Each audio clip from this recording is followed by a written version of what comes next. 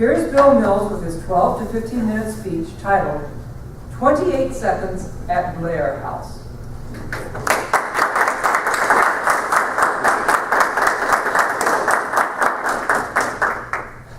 Toastmaster Sue, fellow Toastmasters and guests of the club. How many of you know where and what Blair House is? Good. You. I'm going to tell you today a news item that involved Blair House 65 years ago. And it involved as well Puerto Rico. In fact, closely entwined, Blair House and Puerto Rico. Now we know about Puerto Rico. It's east of Florida, the third big island. We have Cuba, we have Hispaniola, and we have Puerto Rico. Puerto Rico, in modern times, has never been independent. Columbus, in 1493, planted the Spanish flag on the island of Puerto Rico, and it was a Spanish colony for the next 400 years, until the Spanish-American War. In 1898, Spain ceded Puerto Rico to the United States, and it's been a territory of the U.S. ever since.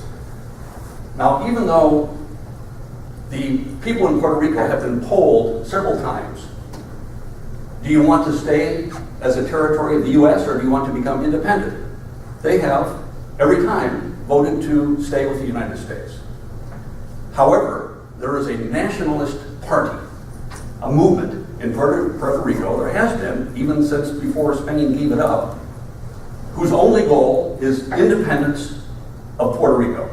They don't care what the popular opinion is, they want independence. It has been a violent confrontation on occasion. The nationalist movement against police, against military.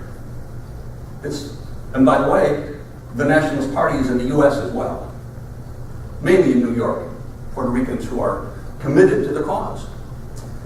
We have, as a main leader of the nationalist movement in Puerto Rico, a brilliant man, Pedro Albizu Campos, who in the mid-1900s was the leader of the party.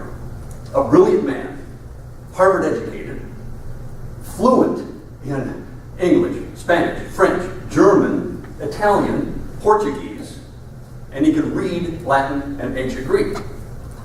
You'd think this guy would be a college professor, right? Maybe a lecturer, maybe a writer. No.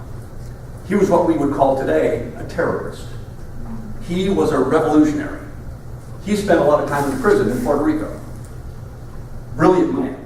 But he wanted independence. And in 1950, he came up with an idea that he knew would create independence for Puerto Rico. Here's his plan. On the same day, November 1st, 1950, the governor of Puerto Rico and the president of the United States would be assassinated. That's the plan. He was sure that that would be so repulsive to the United States, the Congress, the population, they would divest themselves of any interest in Puerto Rico. They would become independent. So, he set the plan to work. He had his foot soldiers in Puerto Rico go to work, and in New York. In Puerto Rico, it was not successful. The fort, La Fortaleza, the fort is where the Governor Marin lived. He did not get hit. In New York, the right man was picked for the job.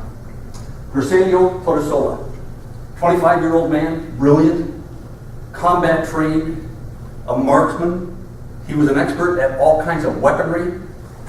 And he spent most of his time back and forth, Puerto Rico to New York, talking to the foot soldiers. He selected as his second in command, Oscar Collazo, who appeared to be a family guy. He had a family, he had a child, he had a full-time job. But when he had a chance to help assassinate Harry Truman, he said, sure. That was his main focus, his only shortcoming. And this was not known by Griselio until too late. He didn't know anything about the weapon that was going to be used, which proved to be important later on. However, on October 31, of 1950, they took a train from Grand Central Station to Washington, D.C. They took a hotel near the Capitol. And at the hotel, Griselio gave a lesson in how to use the P-38 Walther semi-automatic pistol, who Oscar had never seen before. They couldn't shoot it. They were in a hotel in Washington, D.C., so they just did a dry run for a couple of hours until Oscar said, I think I have this. So they left it. The next morning, they got a cab. They told the cab driver, we want to go to the White House to see where the president lives. The cabbie said, well, I'll take you to the White House, but the president isn't living there now. The White House is going through some construction. He's living across the street at Blair House on Pennsylvania Avenue. In modern times, it's been called the President's Guest House. That's where they live. That's where the president lived. And Griselio found that the president was going to be there that day, living on the second floor. You can see the little guardhouse on the right-hand side here. To make it easier for me, I used my own photograph for the next one.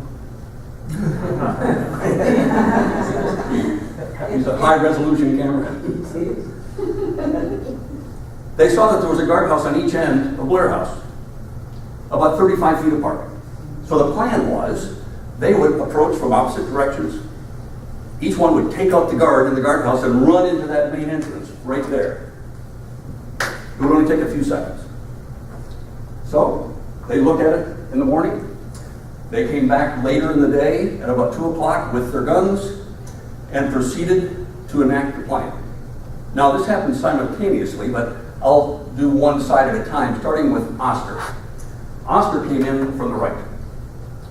As he approached the guardhouse, he saw the guard, Donald Bertzel, standing outside the guardhouse looking away from Oscar. Perfect for Oscar. He picked up his pistol, and not knowing anything about this pistol, he inadvertently pushed on the safety. Bad for Oscar because not only did it make the gun impossible to shoot, it also, with that Walther, dropped the hammer, making a metallic noise that's very unique. The guard recognized the sound. He looked, turned around, saw this man in a suit messing with a pistol. So the guard, Don Brutzel, drew his weapon.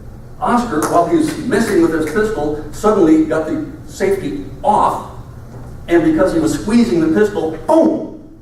The gun went off, but he hadn't aimed it. The bullet could have gone any place, but it went into the right knee of Donald Bertzel, the guard. So he was disabled. Oscar then started shooting because now the gun was operable, but Oscar was not used to this light trigger, the heavy recoil, boom, boom, boom, boom. Bullets flying every place. Don Bertzel is hobbling across the street, Pennsylvania Avenue, shooting at Oscar, but he's not able to get a good mark on anybody. At the other end, Griselio comes upon the guardhouse. He sees Oscar walking this way. He walks to the guardhouse. He looked in, saw Leslie Kofelt, the guard, boom, boom, boom, boom, 4 shots in his body. The shots turned out to be fatal in just a couple of minutes. Griselio turned and saw another guard right beside Blair House. Boom, boom, boom, 3 shots. Hit him 3 times, but the guard was not killed. He ran into Blair House at the side entrance and got away. Griselio then looked down and saw Oscar. He should have looked up. Right there, second floor, Harry Truman had heard the first shot, pushed open the window, and looked out to see what's going on. Had Griselio looked up, he would have seen Truman about 20 feet away. He's a marksman. He would have shot him. He didn't look up. Instead, he looked and saw Oscar in trouble. So he reached, looked this way. He saw Don Bertzel struggling in the street, moving. He took a shot. Boom! Where do you think he hit Don Bertzel? In the other knee. The universe did this, right? Right knee, left knee. Don Bertzel is down. Oscar, in the meantime, had sat down to change the magazine. He was out of ammo. One of the guards on the underside of that wrought iron fence finally hit him, and he went down. On the other end, as Grisalio was putting the other magazine in his pistol, aiming down to get the other guards at the other end, Leslie Kofelt, with his dying breath, 4 wounds in his body, dragged himself to the door of that guardhouse, looked, saw Grisalio, aimed, took the shot he had practiced 1,000 times, boom! Hit Grisalio just above the right ear and killed him. It was over. 38 seconds from the first shot to the final shot. And here's what we had. We have Don Bertzel down, not dead. We have Oscar down, not dead. The other end, Grisalio is dead. Leslie Kofelt is dead. Analysts then and now agree, had Oscar known how to use that pistol, it would have been over. It would have shot the guard, gotten into that entrance, up the stairs, which is right inside the door, and killed Truman. They also agree, had Grisalio looked up 20 feet away, seeing Harry Truman looking out that window, he would have shot Truman. It didn't happen. Little wee changes. What would have happened? I'd like to play what if. What if Truman had been killed? Alvin Barkley was the vice president under Truman, a highly respected politician. He wanted to run for presidency in 1952. But the party leadership said, you're too old, 71 years old. So they ran Adlai Stevenson instead. However, had Truman been killed, had Alvin Barkley taken over as president and brought the country together for 2 years, just think of LBJ and Kennedy. That next election, I have no doubt, Alvin Barkley would have run and won over Nixon and Eisenhower. Now picture that. Where did Nixon go from vice presidency? Eventually the presidency. I don't think he would have won in 1968 had he not been vice president. Had he not won in 1968, no Watergate. No Jerry Ford. Had Jerry Ford not been president, Ronald Reagan would have had nobody to fight with on the primary. He would have won the primary. He would have run for against Jimmy Carter. I think he would have won against Jimmy Carter. What would happen with these little changes in events? The whole 65 years would have been changed. We use gate after every scandal, don't we? Something gate, something gate. We'd have to have something else. So as you think of minor events, they turn into huge arcs. Now this story is probably something you've never heard of before. If you know someone from Puerto Rico, I'll bet you that person has never heard of this before. I've talked with people from Puerto Rico that say, no, that's not true. No, it's true. Now, you know the story. Here's a headline. That's the evening paper, November 1st, 1950. So, you now can go home, spend the rest of the afternoon, rest of the weekend, impressing your friends by talking about the 38 seconds at Blair House. None of those men.